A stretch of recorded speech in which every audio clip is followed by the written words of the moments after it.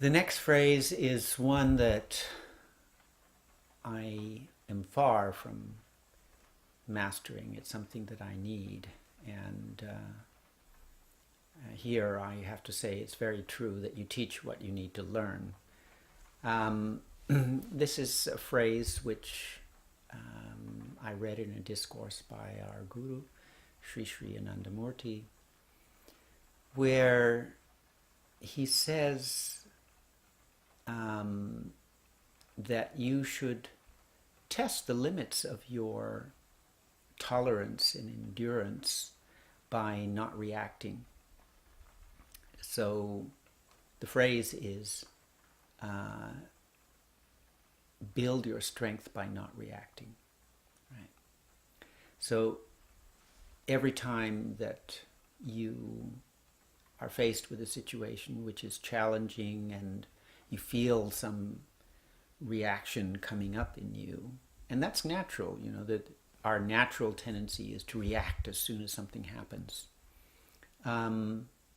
But often that leads to mistakes. The first reaction can, if we react to someone's anger with anger, the things get out of hand and the situation can become very disturbing very quickly. Sometimes we do need to react to things, but it's always helpful if we can have the ability or the capacity to not let that reaction just burst out without control. So every time we are able to do that, either now it can be to somebody who's saying something, is to behaving towards us in an irritating way, and our Guru put it in a lovely way. He said, ask yourself at that time, so let me test my capacity. Let me see how much I can stretch my capacity. Now I may eventually react, but let's first see, okay, right? Let's see how much capacity I have to not react. And he explained further that when you're able to do this, it builds your confidence in your own strength a lot. And when you have that confidence in your own strength, it gives more of an impact on you, for you as a personality. So having that confidence in that inner strength that you can, you have fairly